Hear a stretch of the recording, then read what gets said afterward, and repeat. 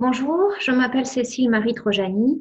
Je suis enseignante-chercheur au département d'études hispaniques et hispano-américaines de l'Université de Toulouse Jean Jaurès et je suis responsable de la licence espagnol Jeunes Talents. Je viens me greffer dans la réunion que mes collègues Madame Giller et Monsieur Coron ont organisée pour la présentation générale de la licence, des licences adossées au département d'études hispaniques et hispano-américaines. Ils vous ont présenté en détail la licence d'espagnol dite générale. C'est une licence avec laquelle la licence Jeunes Talents est en partie mutualisée. La spécificité de la licence Jeunes Talents consistant à la sensibilisation à la recherche, aux activités labellisées recherche, qui sont une part très importante des missions de l'université, sensibilisation donc des publics de licence dès le premier semestre de la première année. J'aurai l'occasion de vous parler un petit peu plus en détail, je l'espère bientôt, de la spécificité de cette formation et notamment dans ses aspects recherche, mais pas que, lors d'une réunion que je vais organiser le 15 septembre à 10 heures et dont je vais vous donner les formalités un petit peu plus avant. Actuellement à l'écran, vous voyez donc des informations, notamment mes coordonnées, le contact, les adresses mail auxquelles vous pouvez m'écrire d'ici la réunion du 15 septembre à 10 heures qui sera organisée en visioconférence. Donc vous avez ici le lien pour participer. Je vous invite très fortement à vous connecter avec moi le 15 septembre à 10 heures à l'adresse https://univ-tlse2.zoom.us/j/304 968 24 97.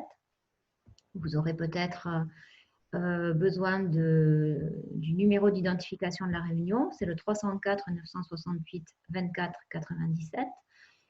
Et nous pourrons donc échanger en direct. Je vous ferai un petit exposé concernant l'emploi du temps, les matières que vous aurez à suivre en première année, tout ce qui est en lien avec les UE d'espagnol, puisque vous savez que vous aurez également à choisir une discipline associée en première année de Jeunes Talents. Vous choisirez peut-être une autre langue, vous choisirez, je ne sais, parmi la liste des disciplines associées qui sont adossées à cette licence.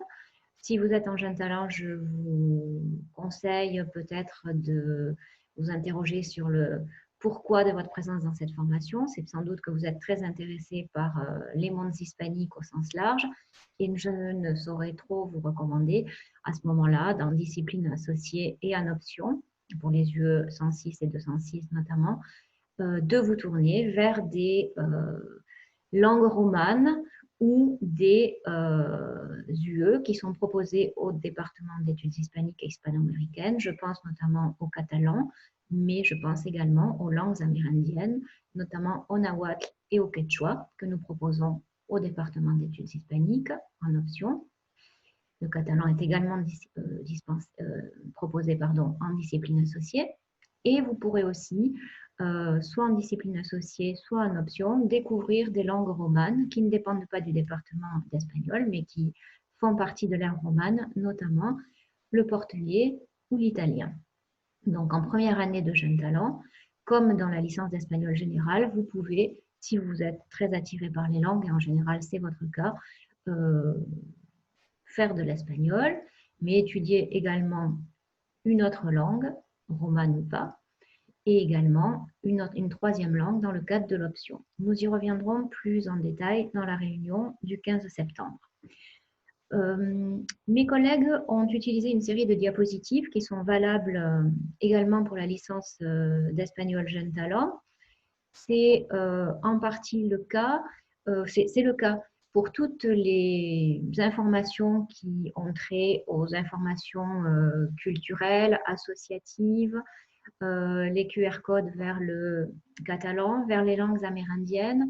En revanche, pour tout ce qui est de l'architecture de la licence Jeunes Talents, elle est spécifique et je vous la présenterai lors de la réunion du 15 septembre.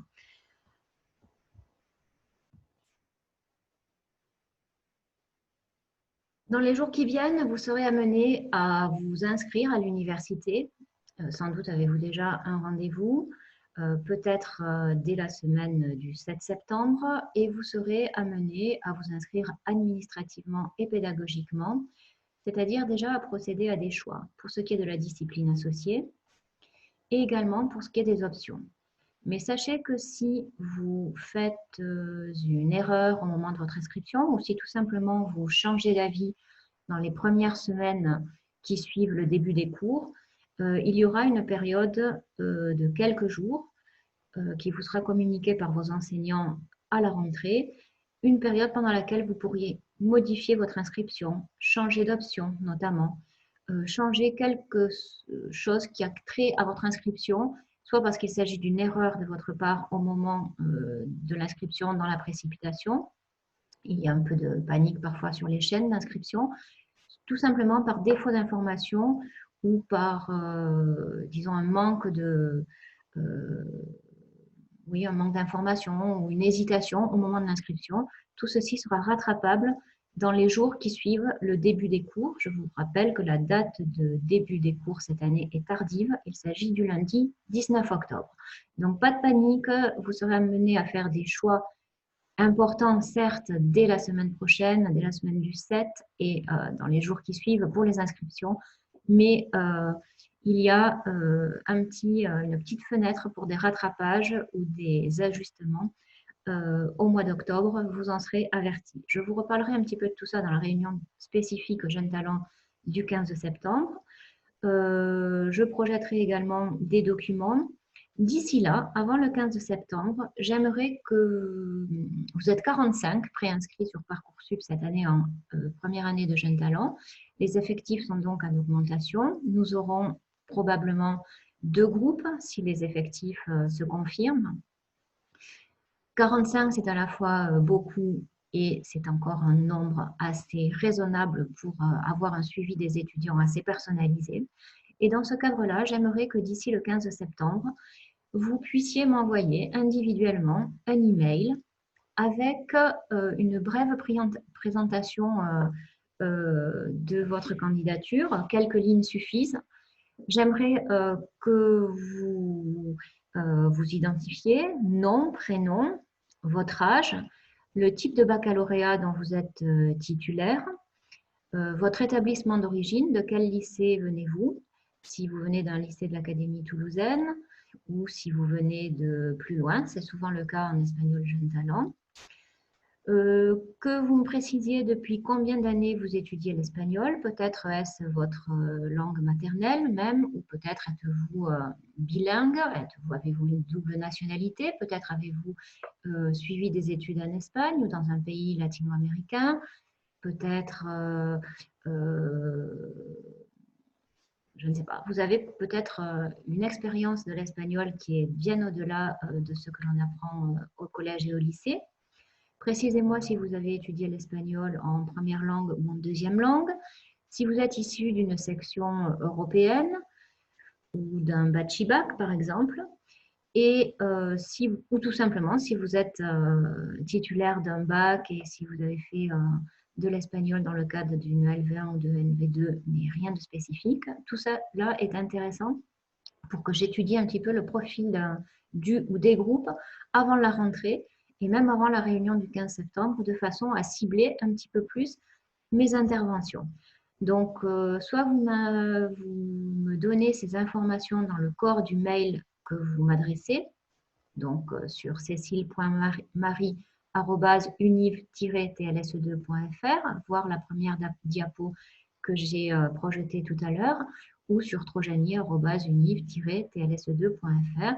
Vous me mettez ces informations soit dans le corps du message, soit vous mettez une petite pièce jointe à ce message dans lequel vous aurez mis ces informations et pourquoi pas déjà une petite photo pour que je vous connaisse un peu mieux lors de notre réunion qui sera un échange où vous pourrez poser toutes les questions qui vous tracassent le 15 septembre à 10 heures. D'ici là, je vous souhaite un bon premier contact avec l'Université de Toulouse-Jean Jaurès, avec le département d'études hispaniques et hispano-américaines, et j'espère vous retrouver très bientôt en présentiel, même si c'est derrière un masque, pour vous accueillir de façon un petit peu plus chaleureuse. Merci.